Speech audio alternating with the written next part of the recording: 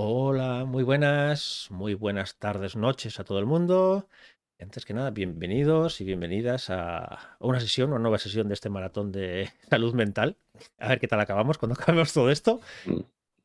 Quiero agradecer lo primero a los dos invitados que tengo hoy aquí, porque para mí es un auténtico lujo contar con vosotros. Ya os digo, porque cuando cayó en mis manos este ensayo, yo amante del terror como soy, dije, oh, qué interesante. Pero me fui dando cuenta que aparte de ese amor por el terror, hay ese entender el trauma. Ese soy lo que me persigue, ese entender el trauma, que es buena parte del peso de este ensayo. Así que, antes que nada, muy buenas, Ismael Martínez Biurrun. Muy buenas, Aritz, ¿qué tal? Muy buenas. Y muy buenas, Carlos Pitillas. Hola, Aritz, Hola, muy encantados de estar buenas. aquí. Ya os digo, hay algo que me fascina de este libro y es justo eso, que no solamente habláis de terror, no solo habláis de cómo se entiende o como el terror como ficción de un trauma, sino que ponéis mucho peso en eso, en entender, sobre todo gente que no tenemos estudios, como es tu caso, Carlos, sobre el trauma, ¿qué es un trauma? Entonces, mi primera pregunta sería muy sencilla, ¿qué es un trauma? Adelante, Carlos. También fue mi primera pregunta para Carlos. Pues bueno, incluso con una pregunta aparentemente tan sencilla hay tortas en el mundo científico y en el mundo sociocultural, no solo el científico, porque estamos en una época donde hay como una representación muy habitual de lo traumático y nos preocupa la victimización de los colectivos que son más victimizables o más victimizados, etcétera, con lo cual se habla mucho de trauma en muchos sitios con acepciones distintas. Nosotros en nuestro ensayo usamos una acepción relativamente conservadora, pero precisamente porque nos permite acotar.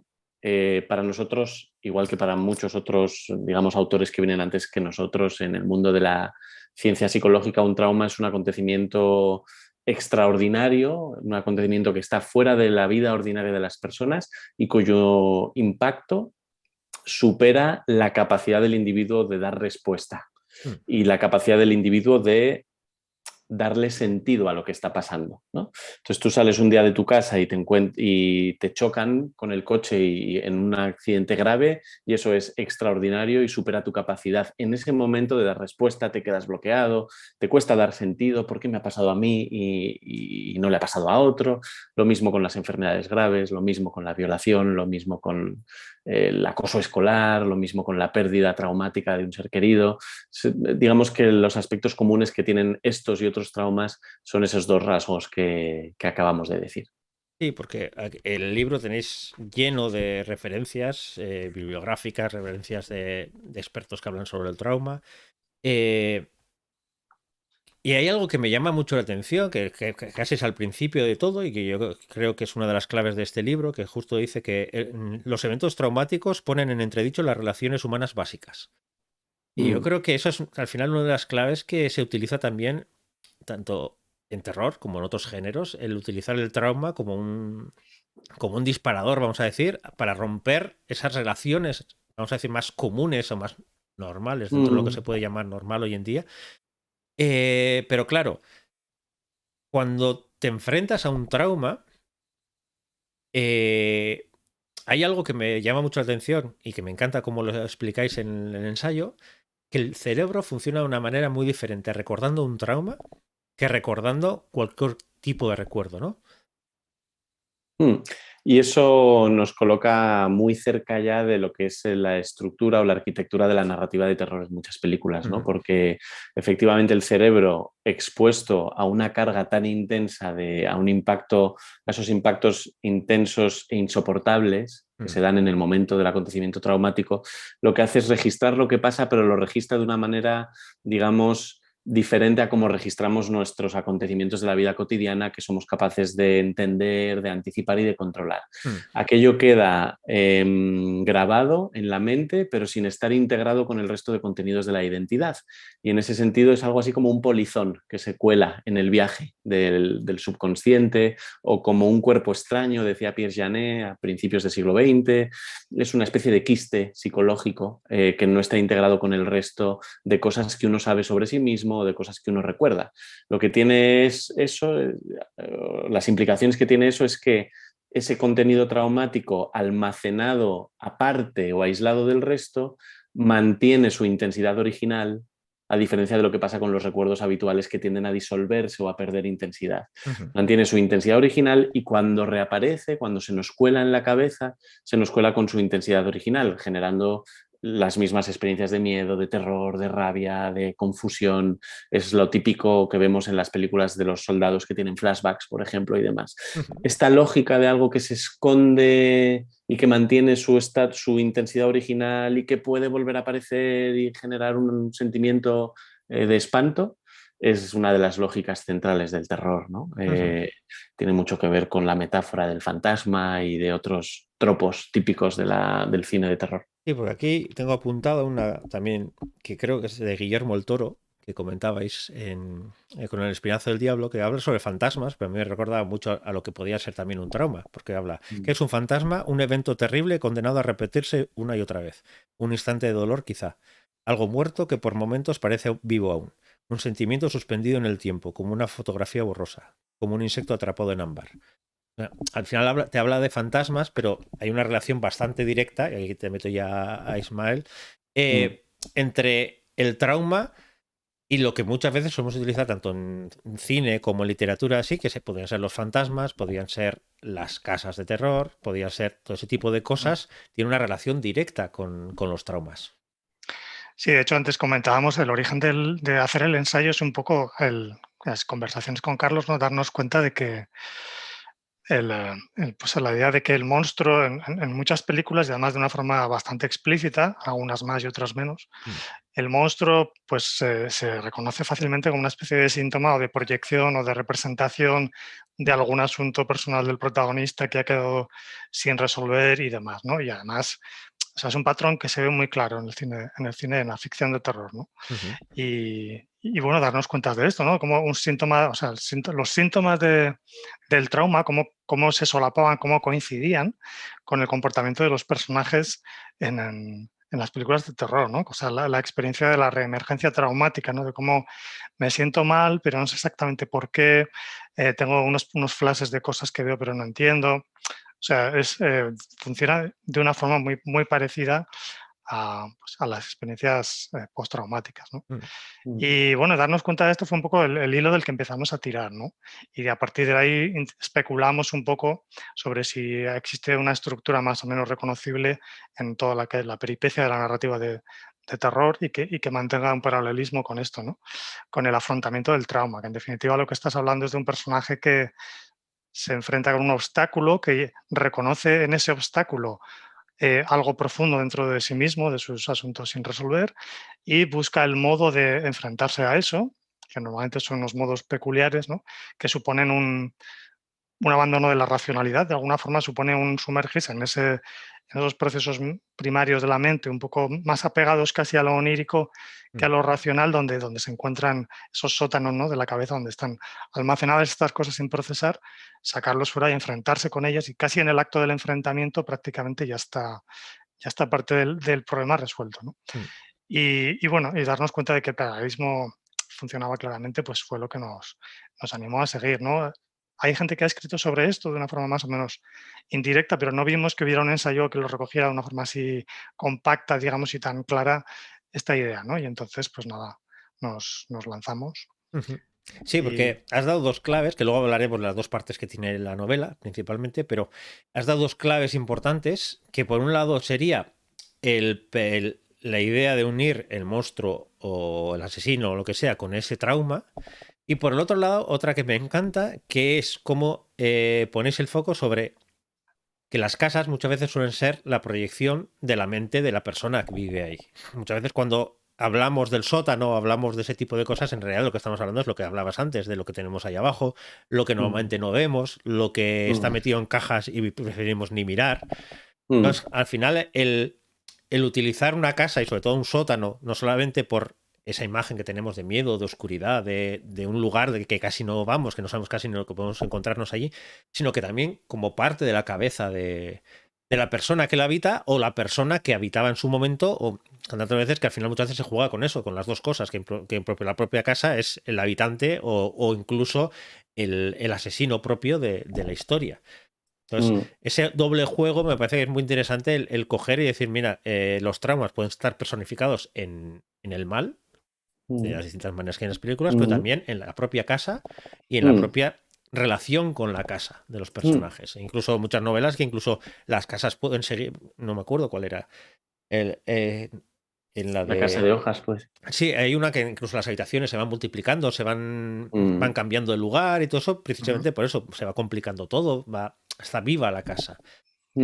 Sí, seguro que hablaste con Erika de esto también, Sí, de los con Erika, significados de las casas. Otro ensayo machacado claro, que tengo por aquí. Maravilloso. Infestación.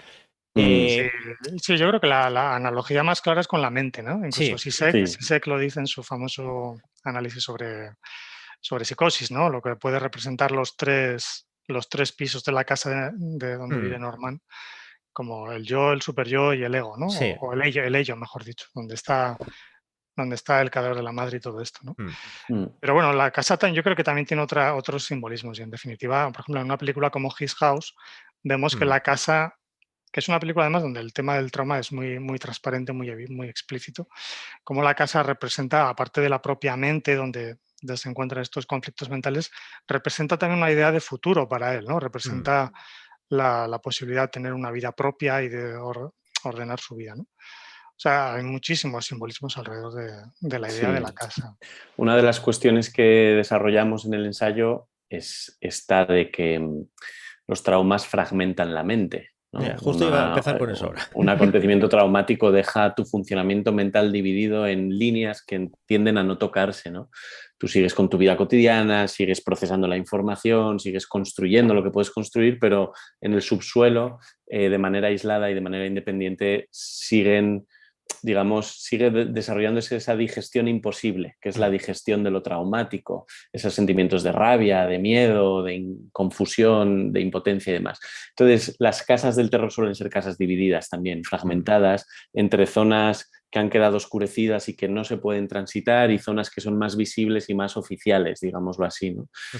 Y es interesante que muchas veces esas zonas oscuras, relegadas como a la parte de atrás o a la parte de abajo, etcétera, son zonas que de alguna manera conservan aspectos de lo traumático intactos, ¿no? La madre de Norman Bates en el sótano está embalsamada, está de alguna manera intacta, porque esto es una metáfora muy interesante de los contenidos traumáticos que, como decíamos antes, quedan como conservados como en ámbar, como en la cita de Guillermo del Toro, ¿no? Como un insecto en ámbar que mantiene su estatus original. Entonces, el desván, por ejemplo, al final de la escalera es un desván que, a pesar de las telarañas y el polvo, conserva la habitación del niño asesinado tal cual estaba cuando asesinaron al niño, ¿no?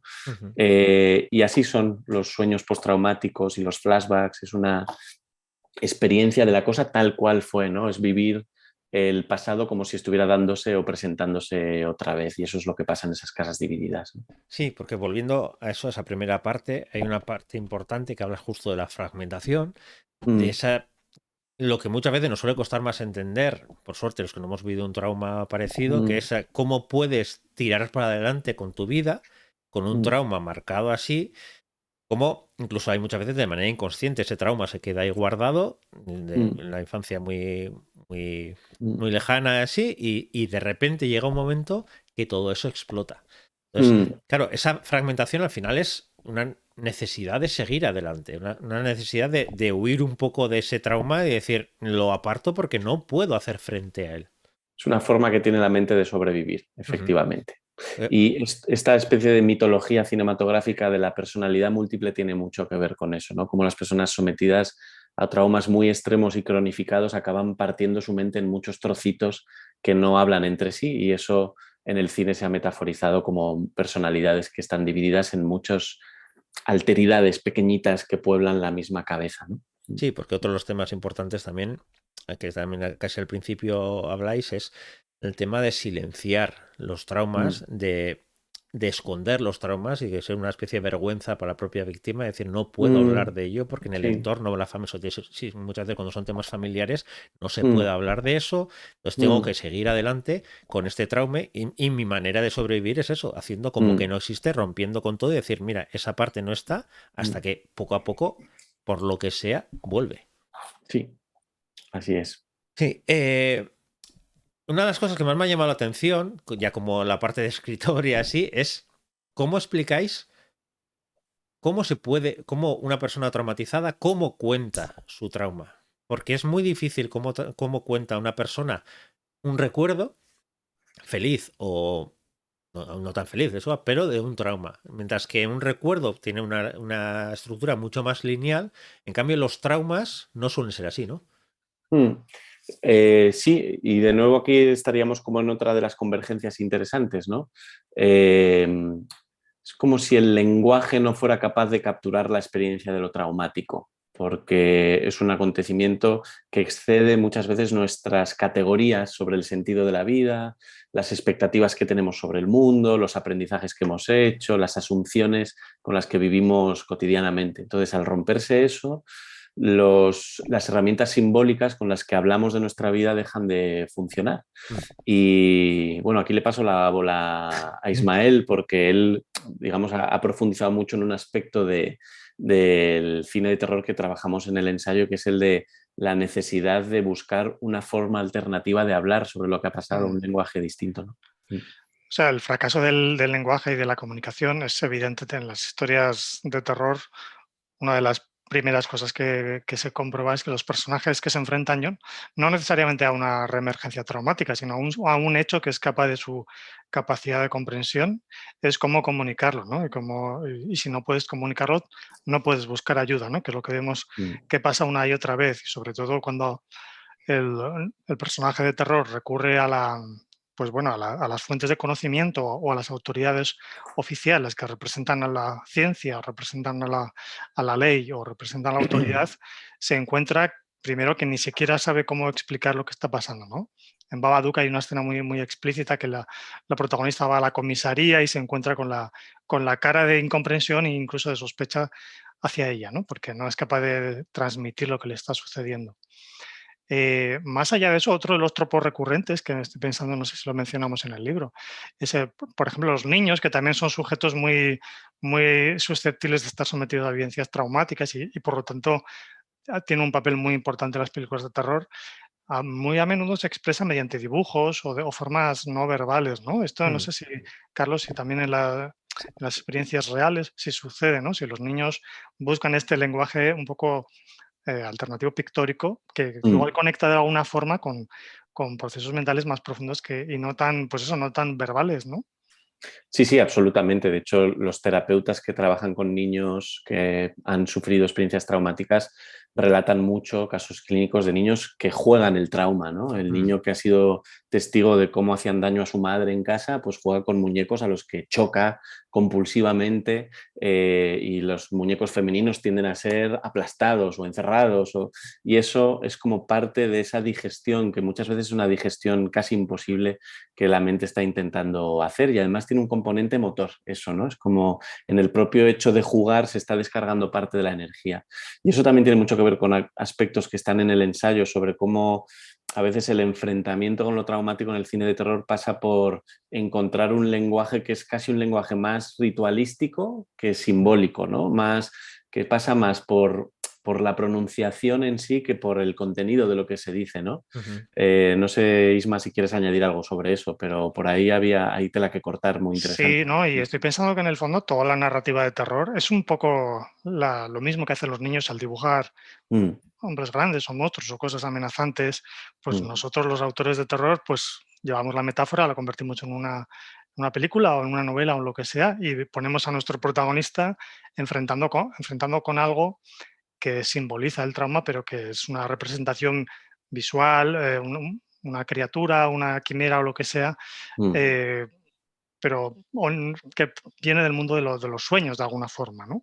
Mm. Y que de alguna forma es un sustituto del verdadero problema, ¿no? O es un síntoma que decimos, Mm. pero no es el problema en sí, sino que es una proyección o una manifestación de ese problema sin resolver. Y el cine de terror lo que hace es expresarlo visualmente con esta imaginería que, bueno, es una imaginería que también a menudo recurre pues, a aspectos religiosos o de rituales antiguos, etcétera, ¿no? Pero en el fondo lo que se trata siempre es de buscar, una vez que ha fracasado, digamos, la estrategia racional para entender el problema, buscar nuevas estrategias, nuevas maneras de enfrentarse contra eso. Y una de las cosas más difíciles es ponerle nombre, ¿no? De hecho, es habitual que los monstruos no tengan nombre, ¿no? Empezando por Alien o Babadook, que también es una especie de palabra, ¿no? Ujú. En fin, hay muchas criaturas que permanecen sin nombre porque en cierta forma es una forma de decir su inefabilidad, ¿no? Mm. Y hace falta que llegue alguien que sea el encargado de ponerle nombre o al menos de sugerir unas reglas o un orden simbólico, unas nuevas reglas del juego para poder tratar con esta. O sea, de alguna forma el protagonista descubre que se encuentra ya en otra dimensión. Nosotros hablamos de un tránsito hacia la heterotopía o hacia ese otro lugar que en el fondo representa, por supuesto, su propia mente, ¿no? Donde están todas esas cosas albergadas, ¿no? Y cómo allí funcionan, es un mundo que se rige por otras normas y lo primero que tiene que hacer el personaje es averiguar cuáles son esas normas y que tienen sobre todo ese carácter ritual, simbólico, no práctico. Muchas veces vemos en las historias, en las películas de terror, cómo los protagonistas hacen cosas un poco absurdas. O sea, son estrategias muy poco racionales. Si pensamos en It Follows, por ejemplo, que van a la piscina y hacen unas cosas un poco extrañas, de arrojar cosas. Es como una estrategia muy condenada al fracaso. La propia Nancy en Pesadilla en Elm Street se enfrenta a Freddy Krueger como con formas ahí como de trampas por la casa y cosas así, que sabemos que está condenada al fracaso, pero no importa tanto lo que haga como el hecho de que hace algo, ¿no? Muestra Mm. una transformación en su actitud y esa asunción de protagonismo o de responsabilidad Mm. es lo que la conduce a la asimilación, que ya hablaremos después, en qué consiste la asimilación del trauma, Mm. habitualmente en el género de terror. Hay Sí, una versión muy bonita de eso, no me enrollo mucho no, porque entiendo tranquilo. que habrá más preguntas, Sí, pero sí. Ismael está recorriendo algunas escenas donde el personaje como que deja atrás los intentos más lingüísticos de entender lo que pasa y entra a enfrentarse a la amenaza desde un lugar ajeno al lenguaje, ¿no? Más ritualístico, llamémoslo como queramos. Físico, fundamentalmente. Físico, efectivamente. Y en Babadook, una de las escenas que generan este giro hacia un tipo de asimilación o de resolución, bueno, la escena en concreto, que sucede de hecho en el sótano de la casa, incluye al niño, protagonista de Babadook, acariciando el rostro de su madre, que su madre y el monstruo están un poco mezclados, porque el monstruo representa aspectos del odio que tiene la madre hacia el niño. Bueno, es una cosa un poco larga de explicar, ¿no?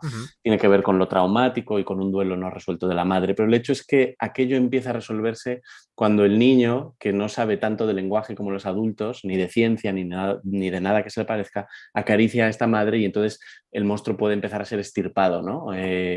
Entonces sería otro ejemplo más de esta lógica de dejar el conocimiento, la racionalidad y lo simbólico habitual atrás para entrar en otra zona, en otra forma de afrontamiento de los peligros. Y algo de eso está en las terapias de lo traumático también. Sí, porque al final, algo que sí suele pasar mucho en las películas de terror o la narrativa de terror es intentar plasmar con palabras o con imágenes algo tan difícil como es la psique humana. Porque al final es muy difícil cuando hablamos eso, recuerdo, cualquier recuerdo, lo que sea, es muy fácil plasmarlo tanto en papel como plasmarlo en cine. Cuando son traumas, muy complicado, pero además cuando esos traumas luego se convierten en otra cosa, cuando ya se crea ese gran monstruo que a veces devora a la persona traumatizada, eso es mucho más difícil de plasmar en imágenes o plasmar en palabras, porque si no entras en la cabeza de la persona, si no sabes cómo esa cabeza ha conseguido construir durante todo ese tiempo, muchas veces que ha estado hoy latente, ese propio diálogo con esos sentimientos que tenía de vez en cuando, que lo salían por una discusión que escuchaba, por un golpe, por algún recuerdo que le venía.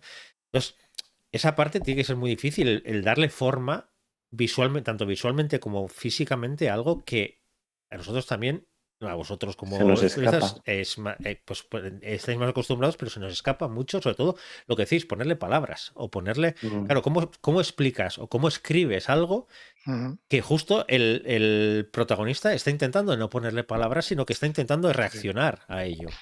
Bueno, yo creo que lo que hace fundamentalmente la narrativa de terror es jugar con un doble nivel, ¿no? Un nivel en el que veríamos literalmente a lo que se enfrenta el personaje. Si pensamos en una película como The Ritual, no sé si la conoces, o sea, Ujú. una novela, es una película también muy transparente en el tema del trauma. Y por un lado vemos cómo los personajes se adentran por el bosque, que bueno, símbolo del inconsciente y todo esto, y se encuentran con esta tribu extraña, bueno, el monstruo al que rinden culto y todo esto.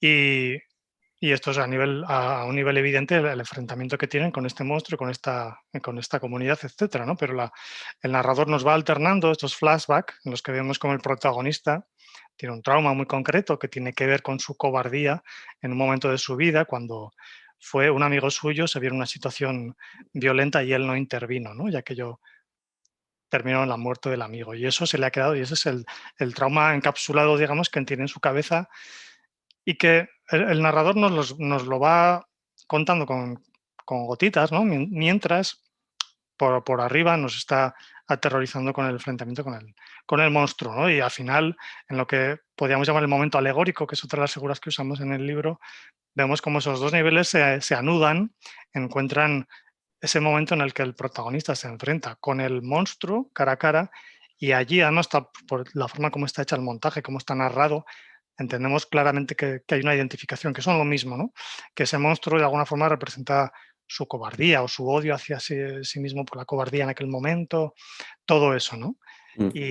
Y siempre tiene que haber o suele haber este momento de unión. Otra película, Shyamalan, por ejemplo, también lo hace esto muy claramente, ¿no? Si pensamos en señales, también al final se produce este anudamiento entre el trauma de la mujer que murió atropellada por el vecino y que le movió a perder la fe al protagonista y todo esto por el absurdo de la vida, y el enfrentamiento con el marciano, ¿no? Y literalmente hace coincidir el enfrentamiento con el marciano con el momento Sí. en el que el flashback de la madre adquiere un significado. Ujú. Y Mm. así, y es una jugada arriesgada, hay gente que le parece forzado, porque está forzado, pero a mí me pareció maravilloso, ¿no? Y a menudo consiste en eso, en jugar con ese doble nivel, te arriesgas en cuánto de explícito voy a ser, en cuánto de sutil voy a ser, pero un poco yo creo que por ahí va la operación de la narrativa de terror. Ujú. Sí, y ya dejando como último punto de esa primera parte, hay un tema muy importante que es justo las reemergencias de los traumas. Ujú. Al final, muchas veces ese trauma está latente, hemos vivido esa fragmentación de un personaje, una fragmentación de una persona en la que tiene distintas, le ha intentado esconder ese trauma, ha intentado tirar para adelante, pero llega algo, llega que nunca, muchas veces casi no sabes ni qué ha sido, qué es lo que ha hecho que vuelva, que de repente vuelve todo con toda la fuerza y multiplicado, sobre todo cuando lo complicado tiene que ser cuando no seas consciente del todo de que tengas ese trauma dentro. Porque si más o menos has intentado digerirlo así, pero sobre todo estoy pensando en temas de la infancia o de infancia muy temprana, que tengas unos traumas muy enquistados y que de repente surjan, tiene que romperte por dentro porque no entiendes qué está pasando con tu mente ni qué está pasando con tu cuerpo. Sí, efectivamente, y tiene mucho de historia de terror la experiencia que tienen las víctimas de trauma cuando comienzan a reexperimentar sus síntomas postraumáticos, ¿no? Estos pensamientos intrusivos, estos sueños, estos recordatorios y demás. Perdón, el terror ha representado mucho eso en la figura de amenazas que reemergen casi siempre al hilo de algún tipo de recordatorio. Por ejemplo, en La niebla de Carpenter, esa niebla que transporta a los marineros naufragados hace 100 años aparece precisamente cuando van a celebrar el aniversario del pueblo, ¿no? Un pueblo que se ha construido precisamente sobre el asesinato de esos marineros naufragados. En el juego de Gerald, el abuso sexual reprimido que sufrió en la infancia la protagonista aparece justo cuando la protagonista accidentalmente se queda atada a la cama, lo cual tiene mucho que ver con su propio trauma. O en It Follows aparece cuando el monstruo, la amenaza que sigue a la protagonista, aparece después de tener ella una relación sexual con su pareja, ¿no? Sí. Entonces, esta es una lógica, de nuevo, donde el terror ha radiografiado muy bien la experiencia de lo traumático, porque lo traumático casi siempre se apoya en recordatorios que no siempre son evidentes, a veces son sutiles, pero que lo que hacen es encender un proceso de rememoración muy anómalo, ¿no? Porque no es una rememoración como la que hace uno cuando le preguntan qué comió ayer, que es una rememoración muy controlada y muy integrada, sino que es una rememoración donde en realidad el pasado se te está irrumpiendo en tu conciencia de una manera violenta y de nuevo esa violencia es la que se metaforiza en el terror como un monstruo, como un exceso sobrenatural que da mucho miedo, ¿no? Sí, y luego unido a eso también, claro, lo que dices tú, cuando intenta narrar lo que sea, se convierte en ese monstruo, eso que devora todo, pero también hay ese concepto que a veces nos cuesta entender, que es el concepto de la revictimización de las personas, que cuando parece que si lo cuentas sanarás, parece que, y no nos damos cuenta que hay muchas veces que el contarlo supone también volver a sentirse víctima, volver a revivirlo, volver a todo eso, entonces esa equilibrio tan complicado que tiene que ser entre intentar sanar ese trauma sin caer en la revictimización continua de una persona que tiene que estar contando, como puede ser pues, una persona que ha sufrido una violación y que tiene que contar Sí. pues, en tribunales, en todo lo que ocurre. Entonces, tiene que ser muy difícil llevar ese equilibrio entre contar para sanar y no revictimizar a la persona. Es que parte de la tragedia, entre comillas, o del círculo vicioso es que a veces volviendo a contar las cosas uno se retraumatiza porque en el acto de contar descubres una vez más que las palabras no bastan o que incluso las palabras te alejan más de los interlocutores porque no terminan de entender del todo bien lo que ha supuesto, ¿no? Ni tú mismo lo sabes contar bien. Entonces eso vuelve a dejarte sintiéndote más avergonzado, más aislado o más distinto al resto de la humanidad. Por eso de ahí está esto que desarrollamos en el ensayo y que ha contado Ismael, ¿no? Cómo el terror y en la realidad también sucede, a veces la única manera de superar esa especie de dilema imposible es entrar por una zona donde no se trata tanto del lenguaje, sino de algún tipo de acto que representa, que simboliza, pero más desde un lugar un poco distinto, y de hecho muchas terapias del trauma incluyen el cuerpo, incluyen un trabajo corporal, dejando el lenguaje en un sitio, digamos, más secundario, ¿no? Sí. Entonces ya os digo, esa más o menos sería la primera parte del ensayo en el que se habla más de la parte teórica de Sí. entender lo que es un trauma. Yo creo que es una de las grandes virtudes de este ensayo es precisamente eso, esas dos partes que tiene. Primero te voy a explicar qué es el trauma, cómo funciona, y luego la segunda parte, es decir, y ahora vamos a ver cómo se aplica todo esto a la parte. A ver, que en la primera parte también hay muchísimos ejemplos en los que se va explicando, se van dando detalles, pero luego en la segunda parte ya entra más sería la narrativa del terror respecto a eso. Y ahí, por ejemplo, explicáis que hay distintas maneras en las que dividir la historia de terror. Hay muchísimas maneras. Vosotros apostáis por atisbos, espesamiento, trance y después. Como estructura de novela. Sí. Por ejemplo, atisbos sería un poco lo que muchas veces podemos ver en las películas de terror, esas primeras escenas en las que estás viendo que parece que todo es estupendo. Estoy pensando en las de estas de terror adolescente en la que todos van al instituto, todos van estupendamente, todos están enamorados, no sé cuántos, pero ya empiezas a ver que hay algo que va mal o hay algo que chirría, ¿no? ¿Cómo sería eso, esa parte de atisbos? Sí, bueno, en el cine de terror es muy claro que casi, vamos, yo diría que el 100% de las películas de terror cuando comienzan, casi te diría que en los títulos de crédito ya tienen algo, una notita o algo, te están adelantando el mensaje de que esto va a ser una historia de terror, ¿no? Esto es para pasarlo mal, ¿no? Hay muchos tipos de atisbos, algunos avanzan muy despacio, bueno, si pensamos en el comienzo de Alien, ahí Ridley Scott nos está enviando atisbos, la computadora que se enciende sola, la nave, esa especie de no lugar que se convierte en la nave cuando están ellos dormidos, todavía vacía, la cámara que recorre los pasillos, te está emitiendo un mensaje, pero todavía no sabes de qué, ¿no? Es una sensación de de desasosiego, pero no sabes muy bien por qué todavía, ¿no? Hay otras películas como It Follows, por ejemplo, que empieza directamente con el asesinato de una chica brutal, Sí. entonces ya sabes Sí, de qué eso no, estamos sutil no hablando, es, el ¿no? principio no es muy Exactamente. sutil. O hay otras como Halloween, la noche de Halloween, que empiezan directamente con el asesinato fundacional del niño asesinando a su hermana, ¿no?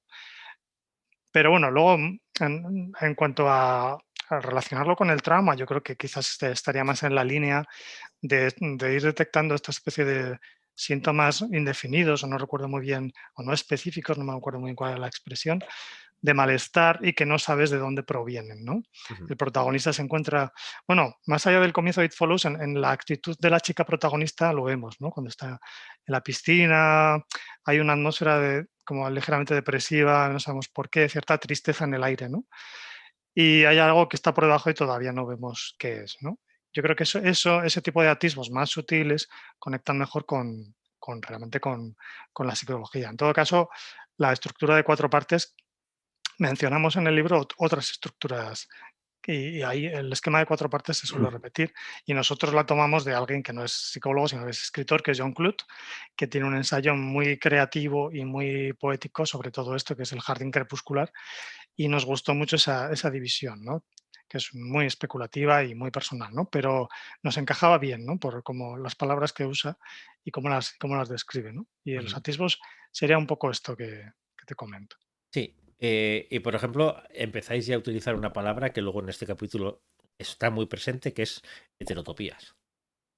¿Cómo podías definir la heterotopía? Bueno, la heterotopía es como un lugar otro, ¿no? Mm, Esto viene de Foucault y hablaba de una impugnación del mundo real. Bueno, pues lo que te decía, es un lugar donde le funcionan otras reglas, ¿no? Es como el reverso. De hecho, hay muchas historias donde casi se dice literalmente, ¿no? Si pensamos en Stranger Things, como es mm, el Upside Down o algo así, sí, o Ujú. en The Empty Man había algo parecido. eh, Siempre está ese otro lugar, ¿no? O que ese lugar terrible, ese mal lugar, en fin, hay mil formas de decirlo, ¿no? Nosotros nos gustaba la idea de la heterotopía como que no es exactamente un no lugar, ¿no? No es un sitio de tránsito, sino es un lugar donde te vas a encontrar precisamente con esa parte no visible de tu cabeza, ¿no? mm, Eh, a ver, esto es o sea, y muchas de estas películas hacen muy explícito también el tema del tránsito, ¿no? En Midsommar, por ejemplo, incluso recuerdo que hay un plano inverso de la cámara de cómo el Cuando coche están entrando cuando entra en en el esto, claro, el campamento, en el cartel que pone poblado, sí. Midsommar aparece boca abajo y luego entran en el campamento a través de un arco, está todo muy... Hay accesos a la heterotopía que son muy evidentes mm. y hay otros que no son tan evidentes, ¿no? Ujú. Pero sí, no sé, nos pareció una idea potente y presente de una forma u otra en todas las historias de terror. Si entendemos que el simple anochecer ya es como la heterotopía más básica que hay y que eso proviene, pues bueno, proviene de toda nuestra historia biológica como animales que han vivido en lo salvaje y que la caída de la noche significaba la exposición a todo tipo de peligros, ¿no? Ujú. Mm. Y el surgimiento, pues eso, también con el dominio de la técnica del fuego, también es la noche, en el momento en que surgen el acto de narrar historias, en fin, hay ahí toda Ujú. un acceso. Y, por supuesto, fundamentalmente el paso a los sueños, ¿no? El dormir y el soñar, ¿no? Que es otra de las analogías que repetimos en el ensayo, porque yo creo que también tiene mucho que ver, ¿no? Sí. Como es la lógica un poco emocional de la historia, de la narrativa de terror, se Mm. asemeja a cómo soñamos, de alguna forma, ¿no? Mm. Mm. Y, Yo añadiría que en muchas ocasiones en esas heterotopías del cine de terror lo que sucede es que prima un tipo de lógica que es distinta a la lógica cotidiana, una lógica que en psicoanálisis se llama proceso primario y que tiene que ver con que las categorías que habitualmente son contradictorias en nuestra lógica habitual dejan de serlo, ¿no? Entonces, por ejemplo, en el sótano de Norman Bates, Norman está vestido de su madre, es Norman pero es su madre a la vez, su madre está muerta pero está ahí presente. Hay una especie de claroscuro constante que nos hace ver que las cosas no son lo que aparentan, el pasado se mezcla con el presente, lo femenino y lo masculino ya no están diferenciados, el asesino es la víctima, porque al final Norman fue víctima de su propia madre, pero ahora es el que hace las cosas que haría su madre si estuviera viva. todas esas fronteras lógicas que nos permiten navegar la vida real desaparecen en la heterotopía y desaparecen bajo esta lógica de proceso primario, ¿no? Hay una escena muy bonita también en Pesadilla en Elm Street, donde cuando la madre está borracha y duerme en el sofá, es cuando aparece Freddy Krueger y empieza a perseguir a Nancy por la casa. Sabemos que Freddy Krueger en el fondo es una pesadilla de esta madre y del padre, que son los que vivieron directamente una experiencia real y directa con Freddy Krueger cuando este era un asesino al que tuvieron que ellos perseguir y matar, ¿no? Entonces Nancy está siendo perseguida por la pesadilla de su madre, que duerme en el sofá. Mientras su madre duerme, esa pesadilla se está convirtiendo en algo material que persigue a la hija, que no sabe muy bien de qué va todo el rollo, ¿no? Entonces, de nuevo, las fronteras entre pasado y presente, y con inconsciente y realidad, estar dormido y estar despierto, todo eso empieza a disolverse, y casi siempre sucede en esa zona otra que es la heterotopía, ¿no? Y tiene mucho que ver con cómo es nuestro inconsciente en la vida. Y hay que tener en cuenta que una de las características fundamentales de las heterotopías en terror es que es difícil salir de ellas. O sea, es decir, adentrarte por estos mundos llenos de fantasmas y de monstruos puede costar más o menos. A veces los personajes entran incluso sin querer, pero lo realmente difícil es salir, ¿no? Incluso si aplicamos esta idea de la narrativa de terror como confrontación con el trauma, sigue funcionando la analogía, yo creo, ¿no? Porque a veces pues, se fracasa, ¿no? Y un enfrentamiento directo con el trauma, pues no consigues superarlo y de alguna forma el trauma acaba venciendo, ¿no? Podemos pensar en películas como la propia Midsommar, ¿no? Como termina el personaje si consideramos que esta comunidad de los Harga es una especie de heterotopía donde ella se representa esta lucha con su trauma, pues ella acaba enajenada y totalmente asimilada a esa comunidad, ¿no? Es como un fracaso.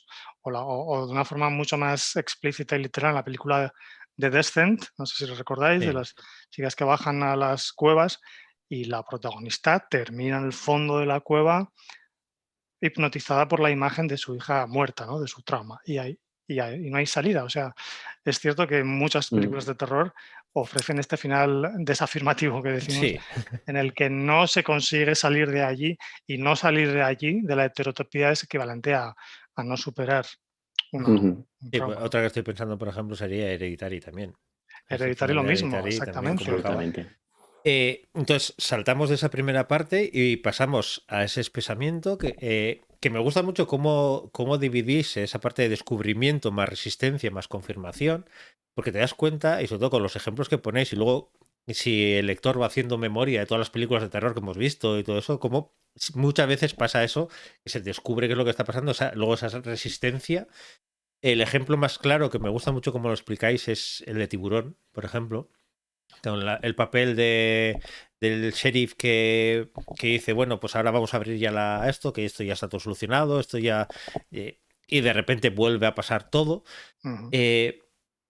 ¿Creéis que tiene que tener más o menos esa estructura para funcionar bien lo que sería una estructura de película de terror o narrativa de terror? Sí. Esa estructura de que primero que se descubra, luego una resistencia a ello, pero luego darte cuenta que por mucho que te resistas, la realidad es esa y ya está. Bueno, no sé si tiene, pero yo creo que es una estructura tan básica que es casi inevitable, ¿no? Y la idea de la resistencia, que la incluimos, aunque no es de John Clute, sino de Noel Carroll, pero me gustaba mucho porque es algo muy característico, ¿no? La resistencia que consiste en, pues esto, cómo nos resistimos a aceptar que nos enfrentamos a algo que incluso si no es una historia claramente fantástica, ¿no? Yo siempre defiendo que el género de terror es no realista porque siempre incluye un exceso, que decía antes Carlos, un exceso de algún tipo, un exceso de irracionalidad incluso, o a veces sobrenatural, ¿no? Entonces, lógicamente, nuestra mente se resiste a aceptar que nos estamos enfrentando a algo que escapa a todas nuestras formas de entender el mundo, de las leyes naturales, del comportamiento de la gente o del comportamiento de nuestra propia mente, ¿no? Entonces, esa es la resistencia. Otra película donde se ve muy claramente es El Exorcista, que también diseccionamos un poco, donde a la pobre niña Regan la hacen pasar por todo un proceso de hipermedicalización, todo tipo de torturas horribles. Y al final, hasta que llega el momento en que por fin la ciencia tiene que reconocer su incapacidad, ¿no? Esto lo explica muy bien Carol Clover, que es una de las cosas que hemos añadido en la segunda edición, la idea de la trama de conversión que llama Carol Clover, que básicamente es la idea de que los personajes en el terror, en este tipo de terror, tienen que em, renunciar a sus creencias, a su fe en la ciencia blanca, que llama ella con mayúsculas, y dar paso a admitir la prioridad o la utilidad de la magia negra con mayúsculas, entendiendo magia negra por cualquier tipo de estrategia no racional de enfrentarse con un problema, ¿no? Y que suele estar encarnada por otro tipo de personajes como el medium, ¿no? O el chamán, que también analizamos en el libro. Mientras que la ciencia blanca, bueno, pues son los médicos, son la policía, Mm, son los científicos, ¿no? Que siempre quedan Mm, en muy mal lugar porque, mm, lógicamente, su campo de conocimiento no llega hasta este otro, ¿no? Pero siempre en la película, en todas estas historias, llega un punto en el que el personaje protagonista, en este caso es la madre de Regan, asume que no, que hay que hacer otra cosa, hay que llamar a un exorcista, ¿no? Y es cuando entra el padre Carras. mm. Yo sí que creo que la parte de resistencia es fundamental, ¿no? Porque si desde el principio el personaje acepta lo que le está sucediendo con naturalidad, digamos, no, pues bueno, no parece que haya ahí mucho conflicto, ¿no? mm, mm, Mucho miedo metafísico. Quiero introducir aquí el concepto que hace que distingue, David Roas distingue entre miedo físico y miedo metafísico, ¿no? El miedo físico es el evidente de que venga un tiburón y te coma, y el miedo metafísico tiene que ver con algo que rompe tu forma de entender el mundo, ¿no? Tanto leyes Ujú. naturales como cualquier cosa relacionada con el comportamiento humano, ¿no? Ese mm. vértigo de no de haber, que tiene que ver con lo que decía antes Carlos, de la ruptura de las asunciones básicas que tiene un potencial traumático, ¿no? No Sí. necesariamente, ¿no? Y en las historias de terror, la fase de resistencia está muy vinculada al hecho de que el protagonista no quiere, aunque de alguna manera lo sabe, con el rabillo del ojo lo sabe, pero no quiere terminar de darse cuenta de que la amenaza tiene que ver con él Mm. o con ella, ¿no? Y esta es parte del desarrollo narrativo de estas historias. De nuevo, Casa Ajena, ¿verdad? Es como se llamó en Sí. castellano, His House.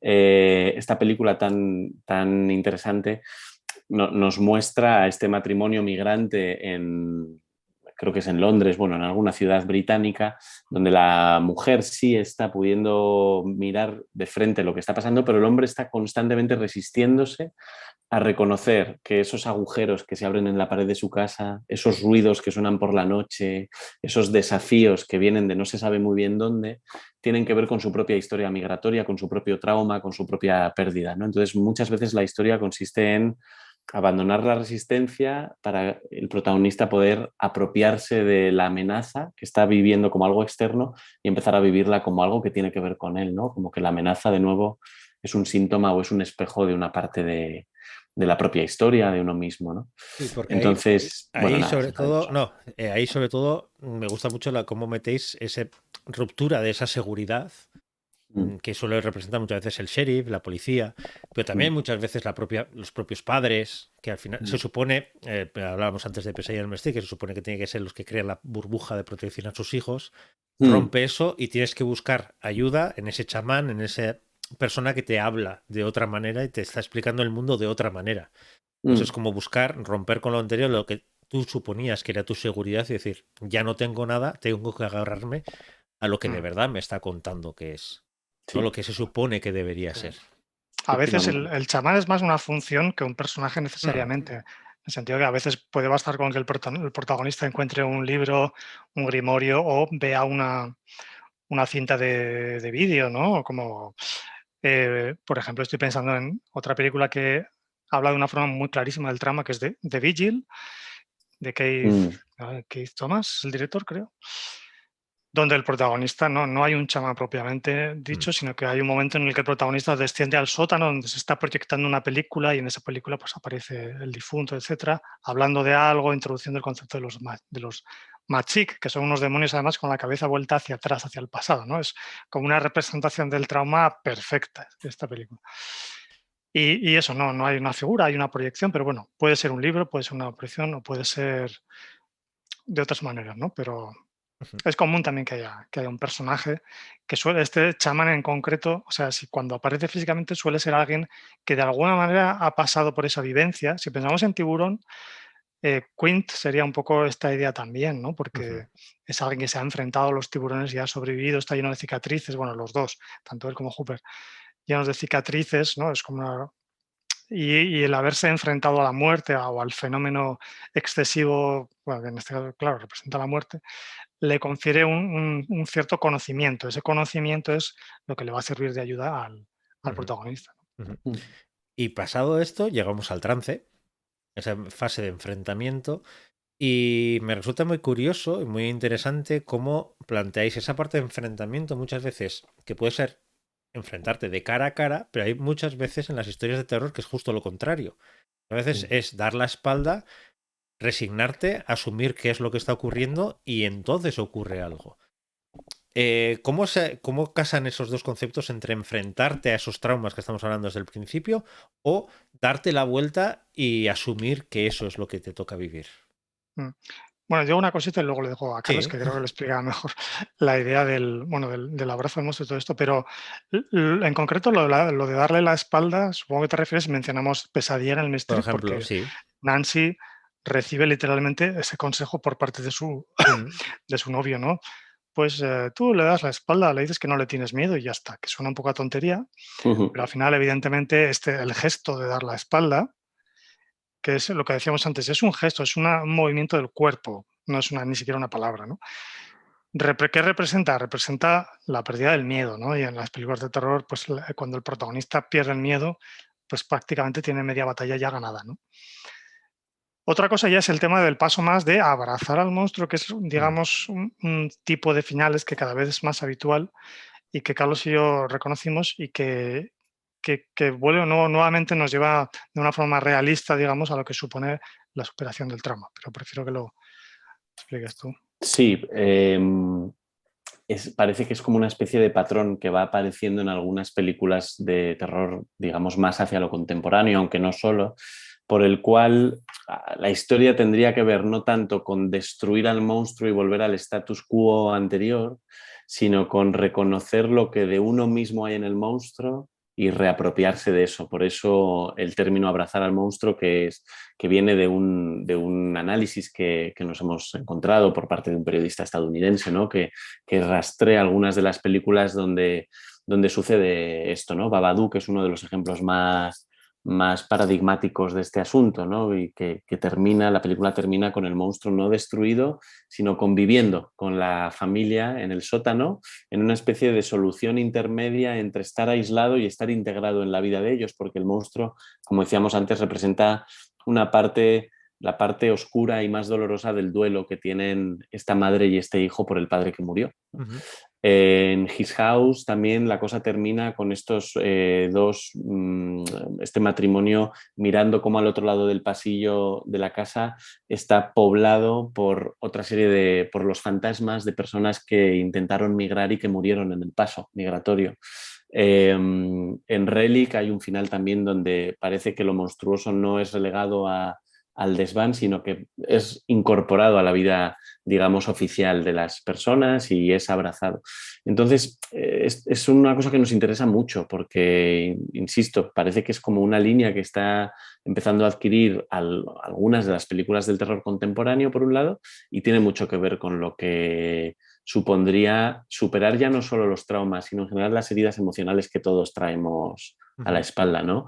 En vez de borrarlas, cosa que es imposible, hacerlas parte del repertorio de lo que uno es, ¿no? Integrarlas en la identidad e incluso usarlas como motor para estar en la vida de otra manera, ¿no? De una manera a lo mejor más fuerte, más madura, más constructiva, más altruista, qué sé yo.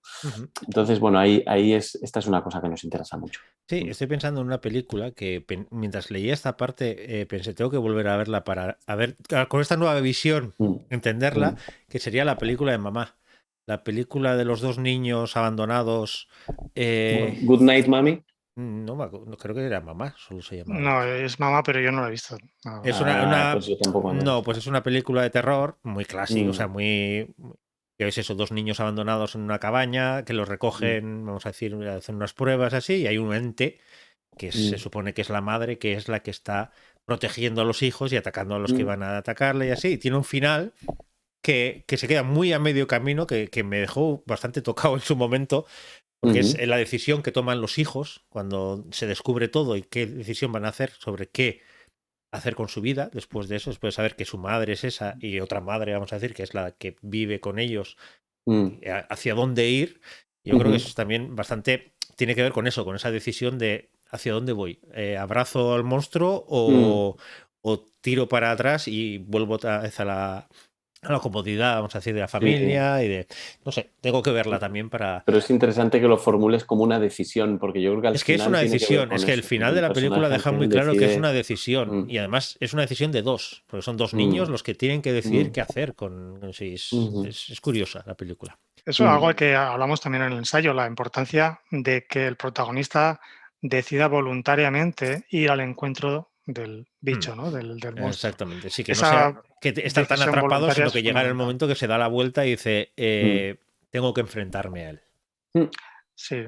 Y De hecho, es luego, habitual sí, que bueno, la resistencia, dentro de la resistencia también está la simple huida, ¿no? Y la huida también tiene que llegar un momento en que termine y se dé la vuelta y se enfrente. sí, porque muchas veces que en las películas de terror siempre suelen acusar a los que les gusta, decir, si es una tontería, si corres para adelante en línea recta, en algún momento saldrás, llegarás a la ciudad Claro, y al sí te final es como un librarás, pero cliché, pero claro, ¿por qué sube las escaleras el protagonista o la exactamente. chica si ya sabe que arriba está el asesino? Lo sabemos Sí, todos. o porque baja al Bueno, sótano si sabes que el pues sótano claro, se va a pero encontrar, sí, baja pero porque bueno, tiene que bajar, porque si claro. no, no estaríamos contando la historia. Y ya para terminar sería la parte, vamos a decir, de después, que sería casi como el epílogo que muchas veces suele haber en las películas de terror, que es muy específico para la película de terror porque sí que suelen dejar muy abiertos, no suelen ser muy final feliz, muy happy end, suelen ser muy abiertos muchas veces, a veces también para dejar el pie también para segundas, terceras, cuartas y quintas partes, pero sí es verdad que suelen ser unos finales que a los que no están acostumbrados a películas de terror suelen dejar un regusto un poquito amargo. Acostumbrados a que todo tiene que acabar bien, la familia tiene que acabar unida, todo, te deja un regusto normalmente que justo a los que nos gusta terror muchas veces es lo que buscamos. Pero sí es verdad que es algo que choca a gente que no está acostumbrada al género. Es cierto que es poco habitual ya los finales felices en el terror, ¿no? Quizá era más habitual en el terror más clasicote, ¿no? Pero ya, digamos, desde los años 70 para aquí hay un predominio de los finales más bien oscuros o este medio que decimos de bueno, asumir que voy a convivir con el monstruo el resto de mi vida de alguna forma o que hemos quedado todos un poco dañados. Pero sí, y lo que dices de claro, los finales abiertos a las continuaciones y tal, es que es muy habitual. De hecho, John Carpenter dice que la secuencialidad, las sagas de terror, que en el fondo da igual que te inventes alguna cosa nueva, porque lo que la gente quiere ver es todo el rato la misma película, ¿no? Una y otra vez la misma película.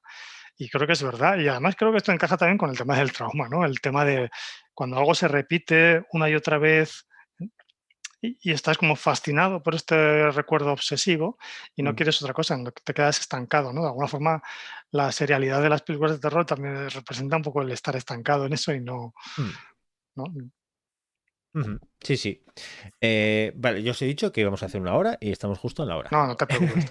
Así que solamente quería una última pregunta a los dos. Como habéis analizado tantas películas, habéis visto cómo funciona esto. Me gustaría saber, cada uno, una película de terror que os guste, no tenga, porque sí, y una película de terror que consideréis que lo que sería toda esta parte del trauma, toda esta parte de entender cómo funciona el trauma, esté muy bien planteada. ¿Quién quiere empezar? Bueno, a ver, te digo dos. Alien o La Cosa podrían ser dos de mis películas de terror favoritas que no encajan exactamente en el... Nosotros hablamos de un tipo de películas, pero también dejamos abierta lógicamente hay otro tipo de historias que no encajan también en este modelo, ¿no? Y Alien, pues bueno, es otro tipo de historia y me fascina y es una historia aparentemente sencilla, pero tiene bastante más tela de la que parece. Bueno, una apuesta bastante fácil, ¿no? Y en concreto el trama, ya digo que la de Vigil, que no sé si está en Filming todavía, yo la vi en Filming, es una película que me gustó mucho, me dio mucho miedo, o sea, creo que como artefacto de terror funciona muy bien y además es muy explícitamente traumática. A mí me gusta mucho Alien también. Me gusta mucho el cine de Jordan Peele, por ejemplo. Me gusta mucho Nosotros. Me gusta mucho It Follows. y como película, digamos, paradigmática de algunos de los asuntos que nosotros recorremos, como parte de ese cine de terror traumático, fíjate, voy a decir una cosa que no suelo decir en estos encuentros, que sería Psicosis, por ejemplo. Psicosis es una película que parece una película de terror tradicional, y lo es en cierto sentido, pero que rastrea muchos de los aspectos de lo que supone haber sido víctima repetidamente de malos tratos en la familia. Como al final el agresor, cuando uno es niño y tiene un agresor que es parte de su familia y al que le debe cierta lealtad o de quien dependes, ¿no? Como es tu madre, si es quien te agrede, al final el agresor pasa a estar dentro de uno. Y eso es lo que le pasa a Norman Bates, que su agresora se le ha quedado dentro, y la diferencia entre su propia identidad y la identidad de su madre cada vez se vuelve más difusa. De hecho, el último plano de Psicosis lo que hace es mezclar el rostro de ambos, ¿no? No sé si os acordáis. Entonces, a mí eso me interesa mucho desde la perspectiva de los traumas interpersonales, ¿no? De los traumas que sufrimos a manos de otros, que casi siempre son otros en los que depositamos nuestra confianza, como nuestros padres o adultos de referencia y demás, como al final, más allá de la herida física y del daño puntual, es cómo acaba el psiquismo siendo penetrado por el agresor, y cómo el boicot ya lo lleva uno puesto, ¿no? Entonces, Psicosis, es un cliché decirlo, pero es que representa esto tan bien. Incluso la propia casa de Psicosis es una casa habitada, penetrada por el espíritu de esta madre, ¿no? Que de tan agresiva que fue, al final se quedó dentro. No hay manera de echarla. Sí, a mí me gusta también que comentáis una película que suele salir un poco fuera de lo que sería terror y que además tuvo mucho éxito en su momento, porque por ejemplo es la de Cisne Negro. Porque esa, Sí. por ejemplo, la escena final, visualmente, yo creo que me pasa con It Follows, que es lo contrario, porque It Follows es completamente vacía de efectos especiales, o vacía es muy realista Sí, todo, la imagen es sí. todo absolutamente. Y en cambio, en Cisne Negro, esas imágenes finales, el baile final entre el cisne blanco y el Sí. negro, es brutal, esa cómo surgen las plumas y todo eso. A mí es una que me impactó mucho de entender cómo se estaba rompiendo y cómo estaba surgiendo todo, estabas entendiendo todo lo que pasa mientras Sí, está bailando. Al sí. final queda un poco fuera de lo que sería terror. No es terror al uso, vamos a decir, cisne negro, pero sí es cierto que a mí sí me gustó mucho desde ese punto de vista de cómo se rompe y cómo surge ese cisne negro y cómo entiendes todo Sí. a través de esa imagen. Además ahí se juega mucho también con imágenes rápidas de entender qué es lo que está ocurriendo, qué es Sí. lo que encaja todo el puzzle. Vale, no sé si hay alguien que tiene aquí una pregunta más, y yo solamente quería deciros que como amante de terror, antes os lo he comentado, pero os quiero agradecer este ensayo, porque hay muchas veces que o sea, te encanta algo y dices, pero no sé por qué. O te encaja un tipo de historia y no otra, y dices, y no sé por qué. Y muchas veces porque no nos ponemos a sentarnos a analizar como vosotros las historias, cómo funcionan, cómo el trauma, cómo se plasman las escenas. Y yo sí iba a recomendar a toda la gente que lo lea primero, que lea este ensayo, porque me parece auténticamente brutal. Yo he tenido la suerte este año traeros, antes que estábamos hablando de Infestación, a Arica Fouto y a vosotros. Me parecen dos ensayos auténticamente brutales para la gente que nos gusta el terror. Es Y hay que casi decir cabecera.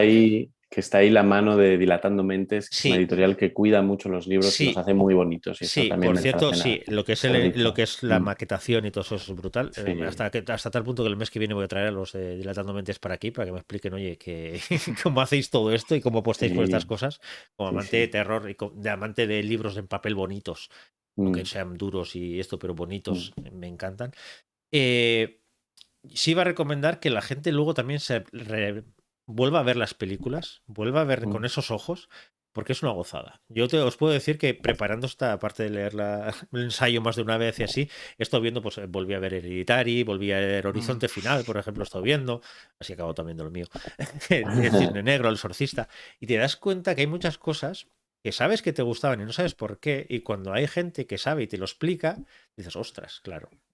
Es que También te era digo por que a esto. veces, Qué no es ilusión. bueno ser demasiado consciente, ¿eh? Porque yo Ah, desde que ya. Sí. hemos hecho el ensayo, cada vez que voy a ver una película de terror, estoy todo el rato viendo las Sí, ya sé lo cosas. que me Claro, viene y claro, ahora ya sé lo que esto esto. es el Sí. medium, efectivamente, estamos en el espesamiento y eso es un rollo de estar así pensando. Sí, es un rollo, pero yo creo que más. Yo soy más amante de películas más clásicas que novedades. Entonces no me afecta tanto porque la mayoría ya las he visto, pero para volver a disfrutarlas Sí. con otro punto de vista, lo que decías, por ejemplo, Psicosis, volver a ver Psicosis y los propios planos que aparece la madre, o la Sí. propia escena de la silueta en la cortina con el moño de la Sí. madre Pero sí, y sí, todo fíjate eso.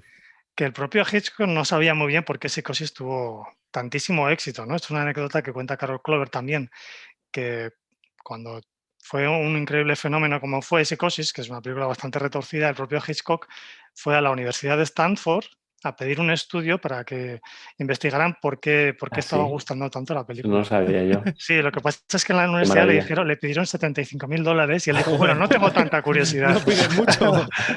Así que al final no se hizo. Pero es verdad que hay muchas veces que no sabes por qué, como pasa con películas que tienen Sí. éxito, dices, no sé por qué ha tenido casualmente esta éxito, porque dices,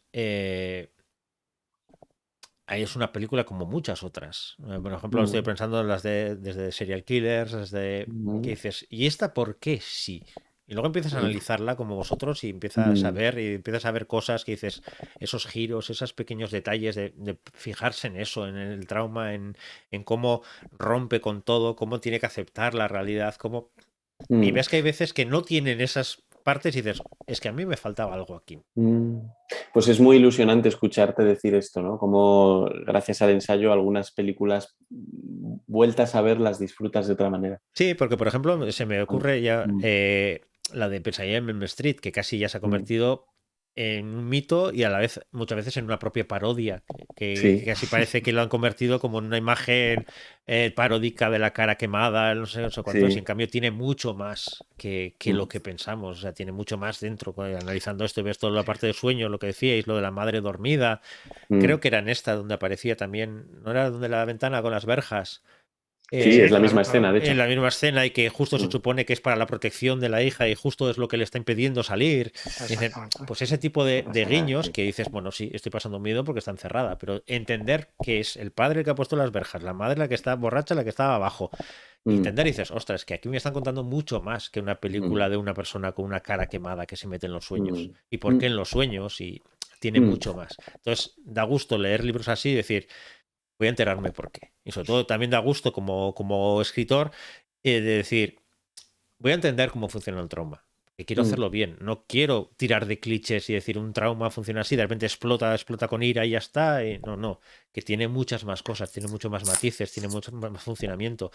Y viendo cómo desgranáis todo el proceso, desde qué es un trauma, desde revictimizarse, lo de muchas veces hablamos eso, de esa parte de que hablamos de fragmentación, dices, en general, dices, hay muchas personalidades, ya está, que es mucho más que todo eso, y ahí tiene una razón, y entonces se agradece que nos expliquéis, decir, os gusta esto, pero por esto y por esto. No estáis tan locos de decir, os gusta el terror porque sois muy macabros, sino porque además nos están hablando de cosas muy interesantes.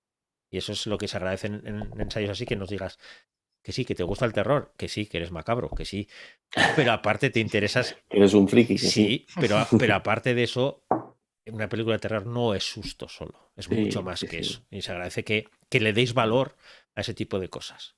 Y que nada, yo simplemente quería daros las gracias, primero por estar aquí, por la entrevista, que ha sido una gozada. Ya os suelto ya para que podáis ejercer de padres y todo lo que necesitéis. Muchas gracias. Y espero poder estar en el 42 este año, así que a ver si puedo acercarme y por lo menos os veo en vivo. Sí, Genial, bien, sería estupendo. bien. Así que un abrazo muy grande, Gracias, abrazo Aritz. a todo el mundo que ha estado aquí y los que no habéis leído, que os guste el terror y los que no os guste también, porque incluso a los que no os guste también, cogeréis el libro y diréis, ahora entiendo por qué a otra gente les gusta el terror. Igual le doy una oportunidad a algunas películas. Así que muchas gracias y venga, Gracias. a por el siguiente ensayo de estos, que yo fan número 1, ¿vale? Gracias, Venga, Aritz. un Gracias, abrazo. Aritz.